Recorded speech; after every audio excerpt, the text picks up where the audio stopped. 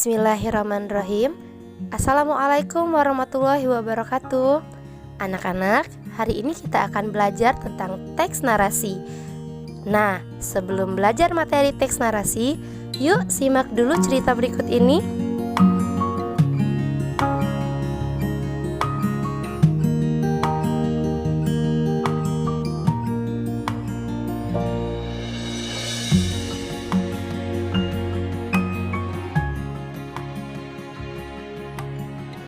Lambu, anak laki-laki berusia 8 tahun yang telah yatim piatu sejak 3 tahun lalu. Sejak ditinggal kedua orang tuanya akibat bencana alam, ia tinggal di sebuah surau kecil di kampungnya. Ia menjalani hidup yang sangat sederhana. Tetapi, ia memiliki sikap yang baik dan mau membantu sesama. Suatu hari di kampungnya sedang terjadi musim paceklik. Banyak petani yang mengalami gagal panen. Kehidupan warga di sana sangat sulit. Untuk memenuhi kebutuhan sehari-hari, banyak warga yang terpaksa menjual sawahnya. Mereka menjual sawahnya kepada orang terkaya di kampung itu, Pak Burhan. Pak Burhan memiliki banyak usaha di kampungnya. Salah satunya warung makan yang selalu ramai dikunjungi orang. Namun sayang, Pak Burhan bukan seorang dermawan. Ia tak pernah mau berbagi apapun dengan orang lain. Suatu sore, setelah membersihkan surau seperti biasanya, Lambu pergi berkeliling kampung. Dengan kaki telanjang, ia berjalan pelan melihat suasana kampung di sore hari. Anak laki-laki itu menyaksikan sendiri bagaimana padi-padi tumbuh gersang di beberapa sawah di kampungnya. Lambu juga melihat warung makan Pak Burhan yang sangat sepi, tak seperti biasanya. Pak Burhan nampak sedang memarahi petugasnya. Ia sangat tidak suka jika ada petugas yang membagikan atau membawa pulang sisa nasi yang tak laku terjual. Lambu sangat bersedih. Mengapa Pak Burhan bersikap kasar dan tak mau berbagi? Jika Pak Burhan ingin berbagi, itu sama sekali tidak akan mengurangi hartanya. Padahal warung makannya sangat sepi. Banyak nasi yang sering ia buang-buang percuma. Banyak warga yang kesulitan, bahkan untuk makan. Lambu terus berjalan, menyisir setiap jengkal di kampungnya. Setiap petak-petak sawah ia lewati dengan hati bersedih. Tiba-tiba ia mendengar sayup-sayup suara merdu. Merdu sekali. Rasanya baru itu Lambu mendengar nyanyian indah yang merdu. Lambu penasaran mencari di mana sumber suara. Ia mempercepat langkahnya. Berjalan, berlari kecil. Hening sesaat. Berlari lagi, melompat ke setiap petak sawah. Lambu mencoba diam, membuka telinga lebar-lebar. Iya, Lambu mendengarnya lagi. Suara itu ada di ujung sawah Pak Burhan. Lambu segera berlari dan sampai di pondok. Namun tak ada suara lagi. Aku yakin suara itu ada di sini tadi. Lambu masih saja penasaran. Jika bisa berbicara secara jelas, Lambu akan meneriakkan dengan lantang, siapa yang bernyanyi tadi? Ia lalu memilih duduk di pondok sejenak. Ajaib, tak lama nyanyian itu hadir lagi. Siapa itu? Aku mohon, bernyanyilah bersamaku. Dengan suara terbata, Lambu mencoba berkata. Suara itu terus saja hadir. Nyanyian yang merdu. Lambu menyerah. Ia hanya bisa menikmati nyanyian itu. Lambu ingin sekali punya teman. Ia ingin bercerita. Namun, ketika Lambu sedang menunduk sedih, nyanyian itu berhenti digantikan suara sapaan. Lambu, kau tak boleh bersedih. Sebentar lagi keajaiban akan datang. Hujan akan turun. Warga akan kembali senang. Lambu, aku adalah padi yang ada di hadapanmu.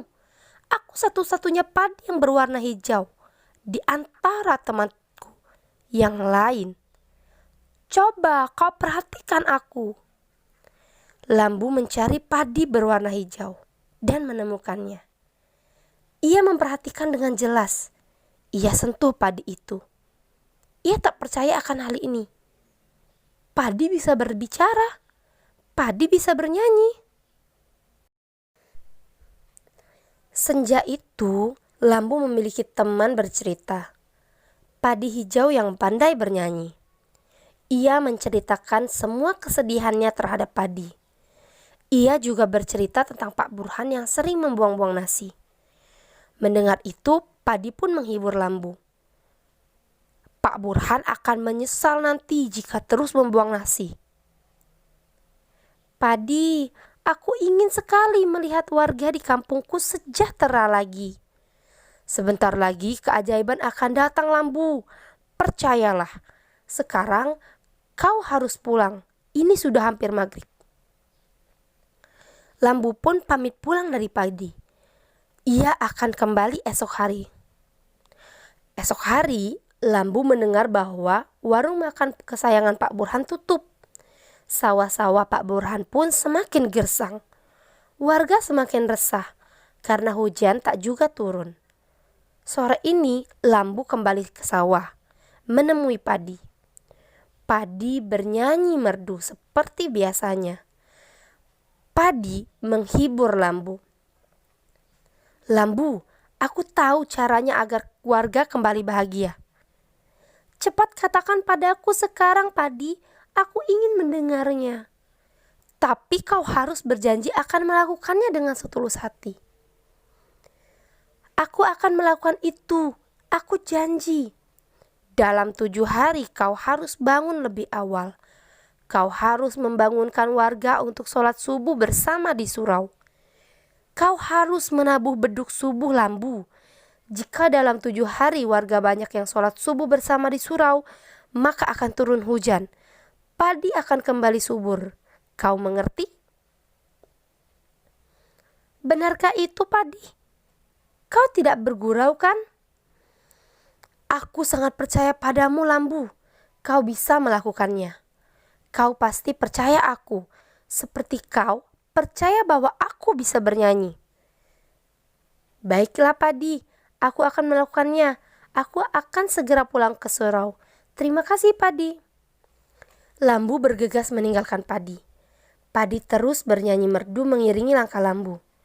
Bernyanyi, terus bernyanyi. Lambu benar-benar tulus melakukan apa yang dikatakan Padi.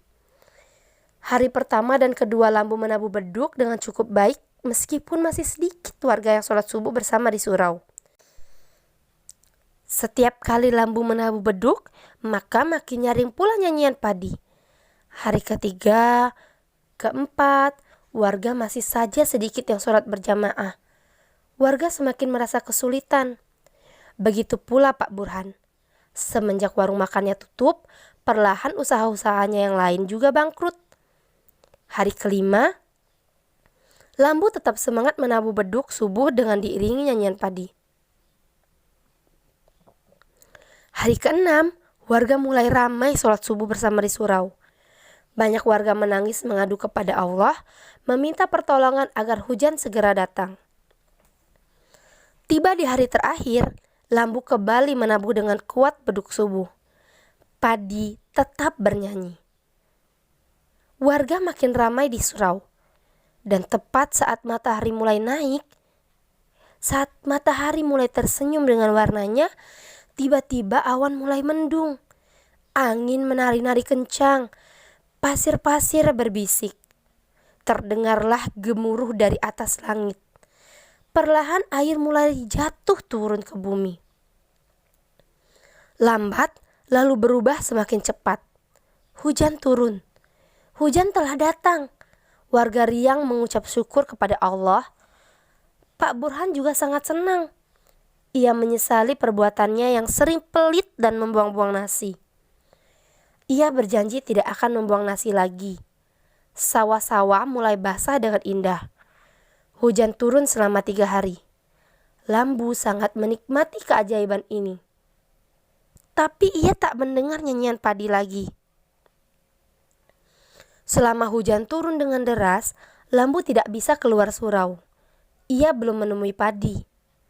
Setelah hujan mulai reda, ia bergegas ke sawah untuk menemui padi. Tapi sawah telah berubah. Sudah banyak padi yang berwarna hijau. Lambu bingung mencari padi bernyanyi. Ia terus berjalan, tapi tak ada nyanyian padi. Ia duduk di pondok, menunggu lama padi bernyanyi dan tetap saja sunyi.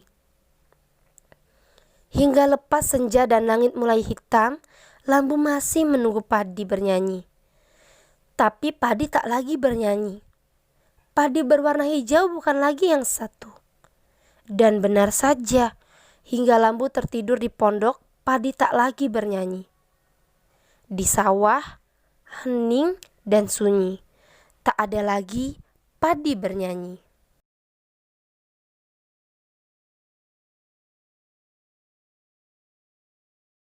Baik anak-anak, apakah sudah menonton video cerita fantasi sebelumnya? Jika sudah, apa yang kalian dapatkan dari video tersebut? Anak-anak, hari ini kita akan belajar tentang teks narasi cerita fantasi. Cerita fantasi adalah sebuah karya yang dibangun dalam alur penceritaan yang normal, namun bersifat imajinatif dan hayal. Biasanya dalam alur, tokoh dan konfliknya tidak realistis, bahkan berlebih-lebihan yang tidak mungkin terjadi di dunia maya. Teks cerita fantasi ini memiliki karakter, yaitu yang pertama, ide cerita terbuka terhadap daya hayal penulis, tidak dibatasi oleh realitanya. Yang kedua, bersifat sederhana tetapi menitipkan pesan yang menarik. Ketiga, ada keajaiban, kemisteriusan, dan keanehan. Keempat, menggunakan berbagai latar, lintas ruang dan waktu. Kelima, tokoh di dalamnya unik, bisa jadi punya kesaktian dan sebagainya. Keenam, bersifat fiksi atau hayalan. Dan terakhir, bahasanya variatif dan ekspresif.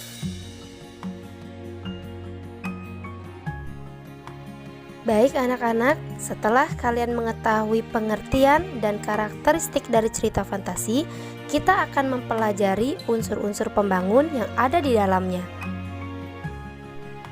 Nah, setelah kalian mendengarkan cerita fantasi Lambu dan Padi bernyanyi, maka kita akan mengidentifikasi unsur-unsur yang ada di dalamnya ya. Setelah menyimak video cerita fantasi Lambu dan Padi bernyanyi, apakah kalian mendapatkan info tentang pokok pembicaraan di dalamnya?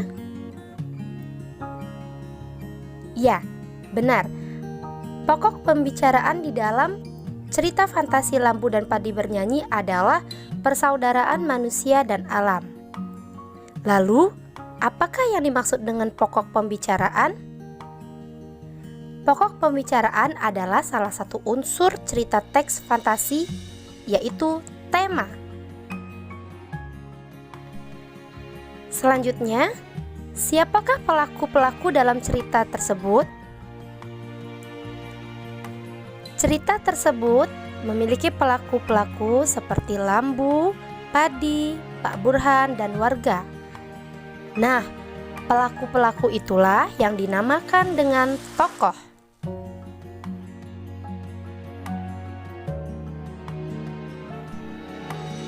Tokoh di dalam sebuah cerita tentunya tak terlepas dari penokohan. Apakah yang dimaksud dengan penokohan? Penokohan adalah watak atau perilaku atau sikap dari tokoh tersebut. Nah, lalu bagaimana dengan penokohan dari cerita fantasi Lambu dan Padi bernyanyi? Lambu memiliki watak yang baik, penyabar, dan tidak mudah berputus asa. Padi memiliki watak yang baik pula, rela berkorban, dan setia. Sedangkan Pak Burhan memiliki watak yang jahat, pelit, dan arogan.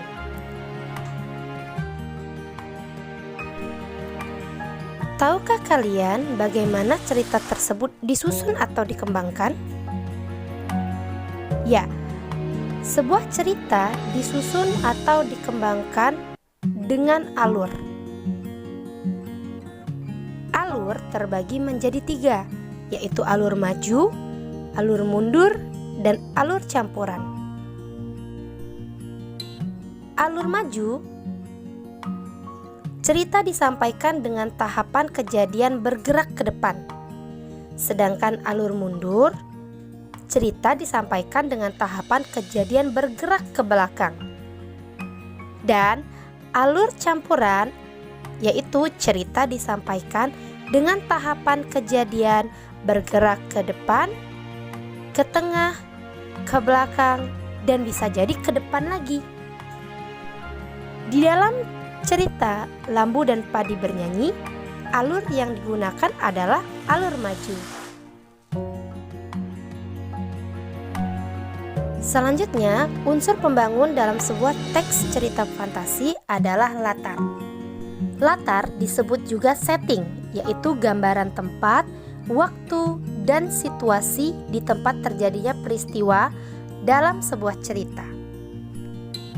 Latar sendiri terbagi menjadi 3, yaitu latar waktu, latar tempat, dan latar suasana. Baik, kita akan identifikasi latar tempat di dalam cerita Lambu dan Padi Bernyanyi. Yang pertama, ada kutipan seperti ini. Di kampungnya sedang terjadi musim paceklik. Nah, berarti latarnya adalah di kampung. Yang kedua, sejak ditinggal kedua orang tuanya akibat bencana alam, ia tinggal di sebuah surau kecil. Kalimat di sebuah surau kecil berarti menunjukkan bahwa latarnya adalah surau atau musola. Dan kutipan yang ketiga adalah setiap petak-petak sawah ia lewati dengan hati bersedih, yang menunjukkan bahwa latarnya juga terjadi di sawah. Untuk latar waktunya terdapat dalam beberapa kutipan. Yang pertama, suatu sore setelah membersihkan surau seperti biasanya. Kedua, senja itu Lambu memiliki teman bercerita. Ketiga, tiba di hari terakhir, Lambu kembali menabuh beduk subuh. Latar yang terakhir adalah latar suasana yang terdapat dalam 3 kutipan. Pertama, Lambu sangat bersedih mengapa Pak Burhan bersikap kasar dan tak mau berbagi. Kedua, rasanya baru itu Lambu mendengar nyanyian indah yang merdu. Ketiga, Lambu sangat menikmati keajaiban ini. Nah, itu adalah contoh latar tempat, waktu, dan suasana yang terdapat dalam cerita Lambu dan Padi Bernyanyi. Unsur pembangun yang terakhir adalah amanat. Amanat berarti pesan yang ingin disampaikan pengarang kepada orang yang membaca, mendengar, ataupun menyimak cerita yang ia sampaikan. Amanat di dalam cerita Lambu dan Padi Bernyanyi adalah 1. Jangan bersedih dan berputus asa. 2. Jangan memiliki sikap arogan dan pelit. 3. Ketiga, bersahabatlah dengan alam. Dan yang terakhir, berusahalah dan berdoalah agar Allah membantu kita.